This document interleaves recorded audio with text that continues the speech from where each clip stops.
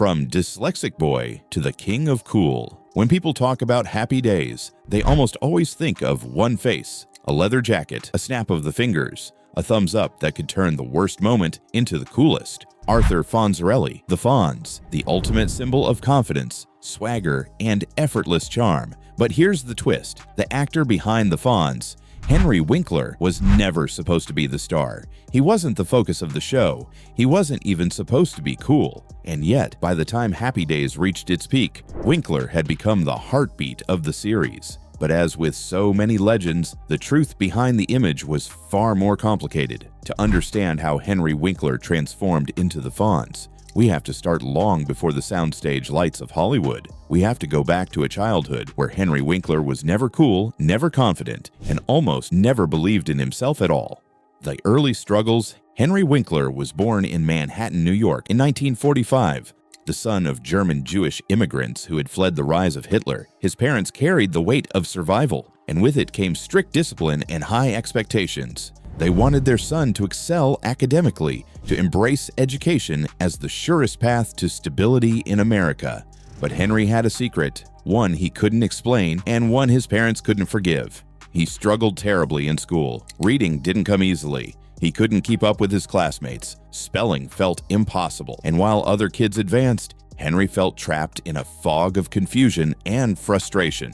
At the time, dyslexia wasn't widely understood. To his teachers, Henry was lazy. To his parents, he was a disappointment. They called him dumbo, a word that stung deeply and branded his young mind with shame. His report cards became battlefields, each one proof to his parents that he wasn't working hard enough, when in reality, no amount of effort could overcome a learning disability that remained undiagnosed until adulthood. But if the classroom crushed his spirit, the stage saved it.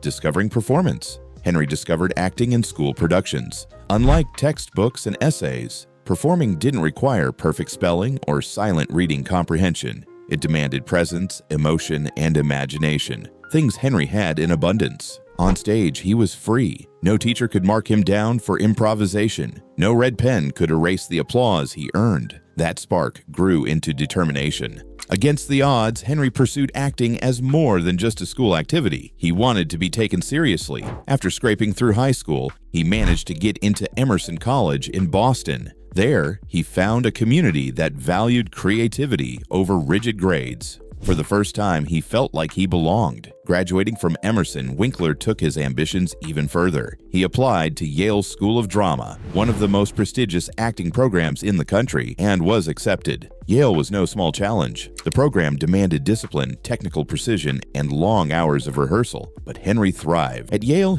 he shed the label of failure that had haunted him for years and embraced the title of professional actor in training, stage work, and survival. After graduating, Winkler stayed with the Yale Repertory Theater for nearly 2 years. He performed in heavy stage roles, testing himself against Shakespeare, Chekhov, and experimental theater productions that demanded raw commitment. These were formative years, but they weren't glamorous. The theater world paid little, and Henry often found himself struggling financially. Still, every performance gave him credibility. Casting directors began to notice, and soon he realized that while theater gave him respect, television and film held the kind of opportunities that could change his life forever. With little money but plenty of ambition, Henry left the theater behind and packed for Los Angeles. First steps in Hollywood. Hollywood wasn't waiting with open arms. Like countless hopefuls, Henry started at the bottom. Commercials, small TV guest spots, the occasional line on established sitcoms.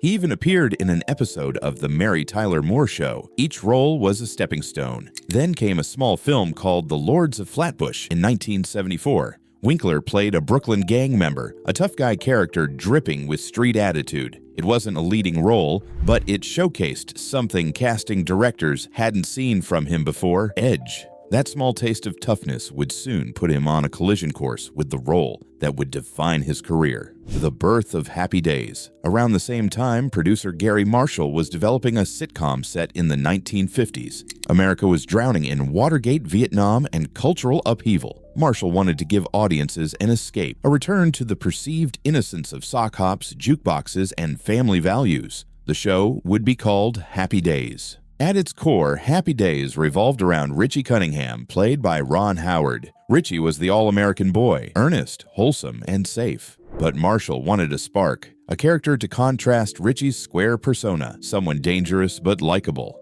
The casting call described a tall, Italian tough guy. Henry Winkler didn't fit the description at all, shorter than average, Jewish, and with no Italian background. He was practically the opposite of what they envisioned. But Winkler walked into the audition determined to stand out. The audition that changed everything.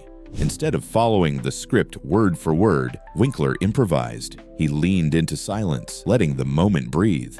He refused to comb his hair when the script asked him to, insisting with a smirk that it was already perfect. Then he added a sound, a stretched-out, cool, dismissive Ayyy that instantly electrified the room.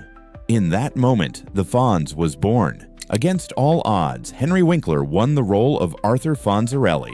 At first, he was written as a side character, a bit of leather-jacketed rebellion to spice up the Cunningham household. But the moment he appeared on screen, audiences couldn't look away. The Rise of the Fonz Happy Days premiered in 1974, and while viewers enjoyed Richie and his family, they loved Fonzie. His swagger, his one-liners, his ability to fix a jukebox with a single punch, it all resonated. Winkler had turned what was supposed to be a small role into the show's beating heart. By season 2, Fonzie was a phenomenon. Producers even considered renaming the series Fonzie's Happy Days. Children dressed like him for Halloween. Teens imitated his catchphrases. Adults secretly admired his confidence. Fonzie was more than a character. He was a cultural icon. With popularity came recognition. Winkler won 2 Golden Globes and earned 3 Emmy nominations. Critics praised his charisma, while audiences worshipped him as the epitome of cool. By the 3rd season, Happy Days reached #1 in the Nielsen ratings. The Fonz wasn't just a role, he was a symbol behind the cool. But while America fell in love with Fonzie, Henry Winkler carried a secret burden. Behind the shades, the leather jacket, and the aura of effortless confidence, he still wrestled with the same insecurities that had plagued him as a boy. The dyslexia, the constant fear of being found out as less than his character, the exhaustion of fighting with producers over creative choices. What the audience saw was perfection. What Winkler lived was pressure. And at the height of his fame, the rules that governed Fonzie's every move began to weigh heavily. There were guidelines about what he could wear, how he could act, and even how much mystery he had to maintain outside the studio. Henry Winkler had become a global icon, but he was also trapped by the very character that had saved him. Henry Winkler's transformation from dyslexic, insecure child to the king of cool was nothing short of extraordinary. But as the spotlight grew brighter, the shadows grew darker. The rules behind Happy Days, the hidden battles with producers, the limits placed on Fonzie, and the personal toll it all took on Winkler would come to define the next chapter of his life. The dark side of Happy Days. When audiences tuned in to Happy Days each week, what they saw looked like perfection, jukebox music, wholesome family dinners, Richie Cunningham's earnest smile, and of course, Fonzie, the king of cool. But behind the laughter and the ratings success, the set of Happy Days was filled with rules, pressures, and controversies that no one at home ever saw. Henry Winkler may have been living every actor's dream, millions of fans, magazine covers, awards, and fame, but off-camera the reality was very different. Fame came with chains. Rules dictated everything he did, and over time those rules left scars that would follow him for decades. The rule of silence. From the beginning, Henry Winkler had a strong instinct about how Fonzie should be played. He knew the character wasn't about endless lines of dialogue or constant jokes. Coolness, he believed, came from restraint. Fonzie didn't need to explain himself. He needed to let his presence do the talking. The producers disagreed. They wanted pages of dialogue, more chatter, more punchlines. But Winkler fought back. He argued that less was more, that a simple look, a smirk, or a single word like "I" could carry more weight than a full paragraph. This tug-of-war became a defining battle behind the scenes. Winkler worked constantly to protect the mystery of Fonzie. Without that silence, he believed the character would lose his power. It was exhausting, but he was right. Decades later, audiences still remember the thumbs up, the glare, the catchphrases, not long speeches. When Richie left, one of Winkler's hardest moments on Happy Days came after season 7, when Ron Howard announced he was leaving the show. Howard had been the moral compass of the series. Richie and Fonzie were the perfect balance, the straight-laced kid and the rebel with a heart of gold. Their chemistry gave the show its heartbeat. For Winkler, Ron's departure felt like the rug being pulled out from under him. He later admitted, "My first thought was, I'm going to die now. My great acting partner on this show, my good friend, is no longer going to be here. My life is over." Howard wasn't abandoning the show out of boredom. His real dream was directing, and he would go on to build one of the most successful directing careers in Hollywood history. But his absence left Winkler adrift. Without Richie, Fonzie had to carry more of the weight, and the show's tone began to shift. Cast members walking away. Ron Howard wasn't the only one who left. Over time, other cast members grew frustrated with the direction of the show. Don Most, Ralph Malph. He felt his role had shrunk to nothing more than a running gag. His character wasn't growing, and he wanted to challenge himself. So he walked away. Anson Williams, Potsy, the lovable sidekick, also found himself boxed in. The same jokes, the same beats, season after season. He eventually left acting altogether and reinvented himself as a television director. Marion Ross, Mrs. Cunningham. She became so associated with the sweet TV mom that casting directors struggled to see her as anything else. She loved the role, but it trapped her career. Linda Pearl, Ashley, Fonzie's girlfriend. After one season, she was gone. Her character was shallow, underdeveloped, and she wanted more depth than the scripts gave her. For those who stayed, the weight grew heavier. The show's family on screen hit a family unraveling behind the scenes. Network rules. Then there were the network executives. This was the 1970s, a time when television was closely monitored for standards. Happy Days looked like harmless fun, but every gesture, every outfit, every word had to pass strict approval. For Fonzie, this meant restrictions that seem almost absurd today. He could never be shown in bed with anyone, no matter how subtle the implication. His leather jacket could only be worn near his motorcycle because executives feared it would glamorize gangs and rebellion. Even the way he touched people had to be regulated. Too much contact might spark letters of complaint from parents' groups. Imagine being the most famous TV character in America, yet constantly being told what you could or could not do, even down to what jacket you could wear. Gary Marshall, the creator, fought hard for Fonzie. When executives tried to keep the leather jacket off screen, he found a clever workaround. He simply made sure the motorcycle was always nearby. By tying the jacket to the bike, Fonzie kept his look, and that jacket eventually became one of the most iconic costumes in television history, so famous it now resides in the Smithsonian.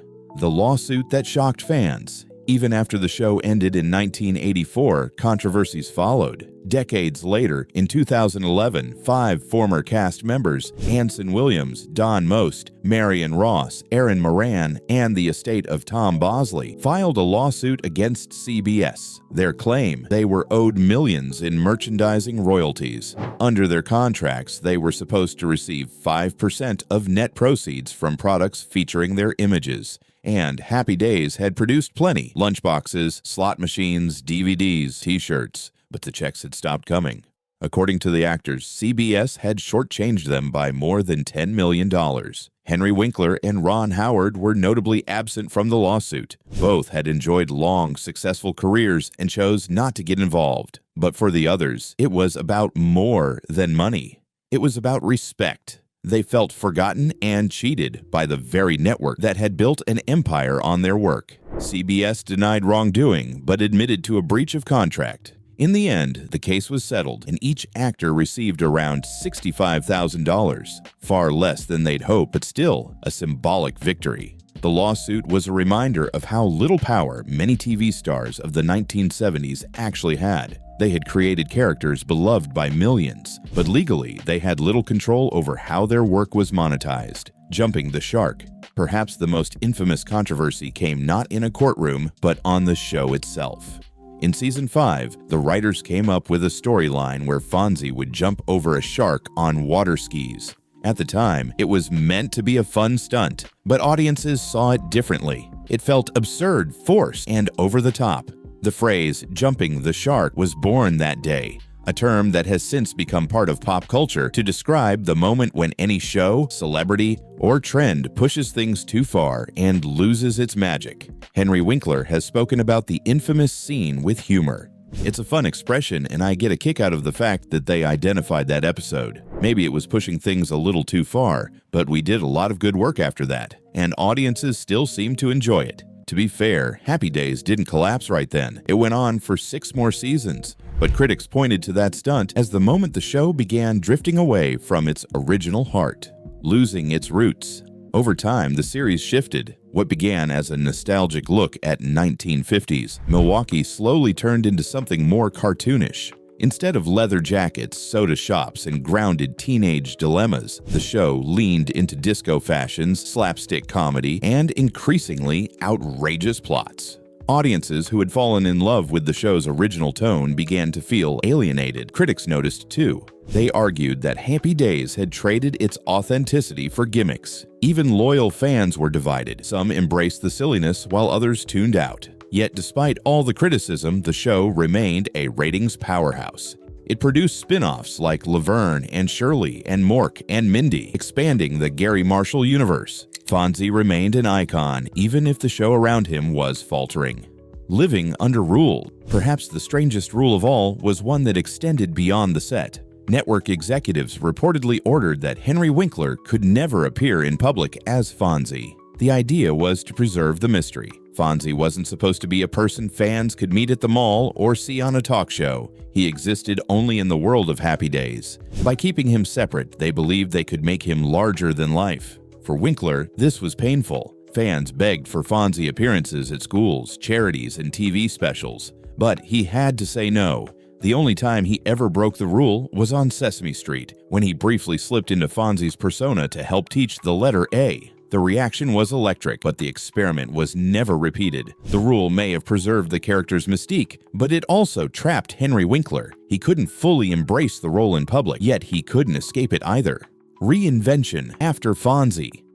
By the time Happy Days ended in 1984, Henry Winkler had lived inside the leather jacket of Fonzie for over a decade. He was adored, idolized, and immortalized as the king of cool. But once the camera stopped, Henry faced a brutal truth. Hollywood didn't want Henry Winkler the actor. They only wanted Fonzie. What had made him famous now trapped him.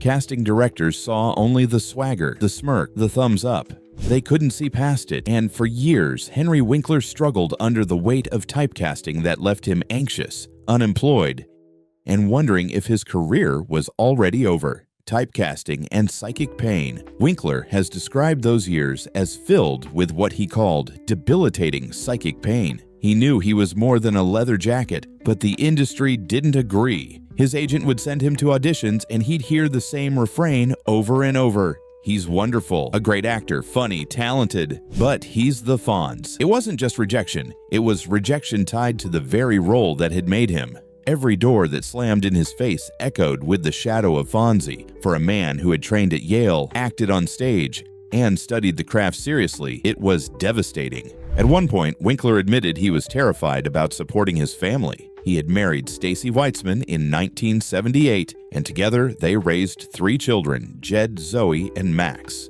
But auditions went nowhere, projects fell apart, and Hollywood seemed to have moved on. For a time, it looked like Henry Winkler might vanish completely from the industry. Discovering dyslexia.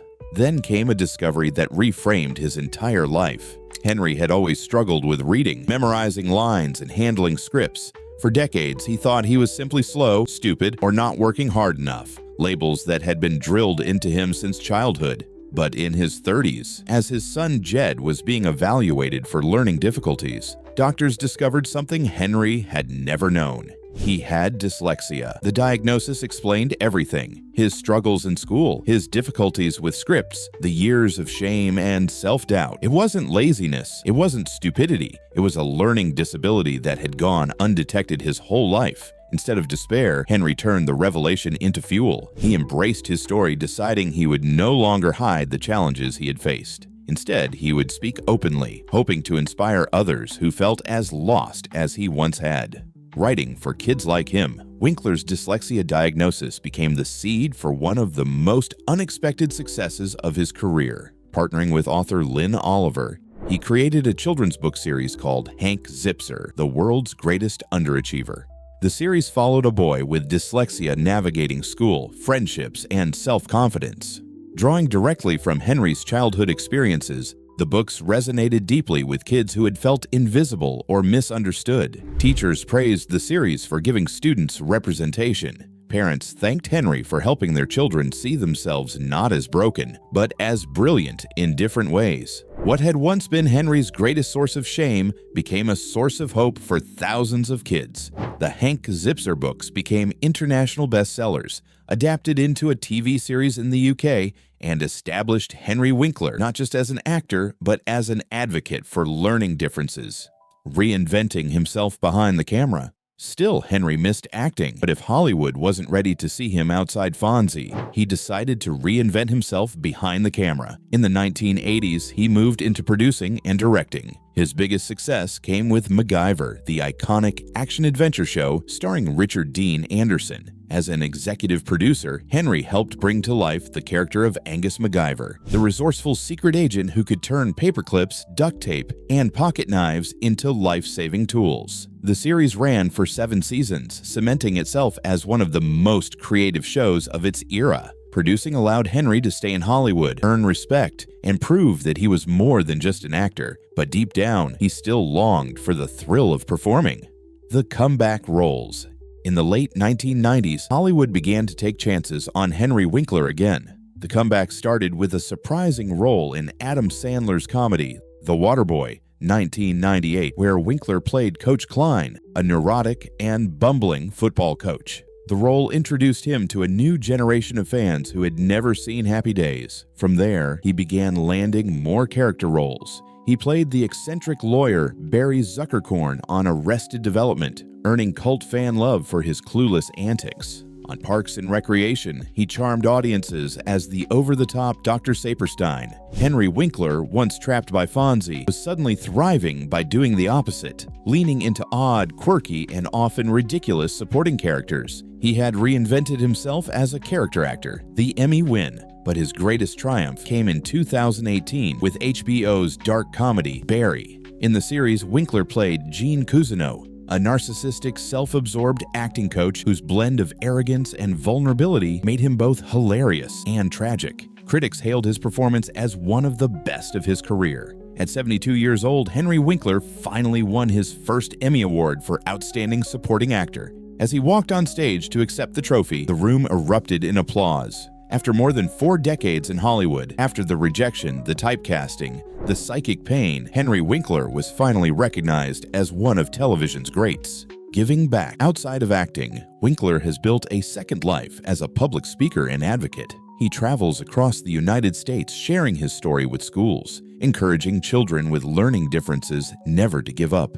His honesty about failure, perseverance, and self-doubt resonates with anyone who has ever felt overlooked. He has also continued to write. Beyond Hank Zipser, Winkler has co-authored other children's series, always drawing on his personal belief that kids need to see themselves reflected in stories, no matter their struggles. Henry Winkler's journey, once marked by shame, has become a story of hope. Family life. Through it all, Henry's anchor has been his family. He and Stacy Weitzman have been married for over 40 years, one of Hollywood's rare, long-lasting partnerships. They raised their children largely away from the spotlight, determined to give them stability Henry himself never had. His children, now grown, have careers of their own, but they remain close. And while Henry has spent his life in front of cameras, he often says his proudest role is that of husband, father, and grandfather. Legacy. Henry Winkler's life is a paradox. He was once trapped by his most famous character, yet he turned that role into a springboard for reinvention. He suffered from undiagnosed dyslexia that haunted him for decades, yet he used it to inspire millions of children. He faced rejection, self-doubt, and humiliation, yet emerged as one of the most beloved figures in Hollywood. Fonzie will always be his most iconic role. The leather jacket, the thumbs up, the catchphrases, they're embedded in American culture. But Henry Winkler has proven he is more than the Fonz. He is an Emmy-winning actor, a best-selling author, a producer, an advocate, and an inspiration. Henry Winkler once feared that his career ended the moment Happy Days did. He thought he would be remembered only as Fonzie, the cool rebel in the leather jacket. But instead, he built a second act that was even richer than the first. His story is proof that no matter how many times life tries to define you, reinvention is always possible. Henry Winkler didn't just survive Hollywood, he conquered it twice. And that's the legacy of the man who turned silence into swagger, struggle into inspiration, and coolness into something timeless.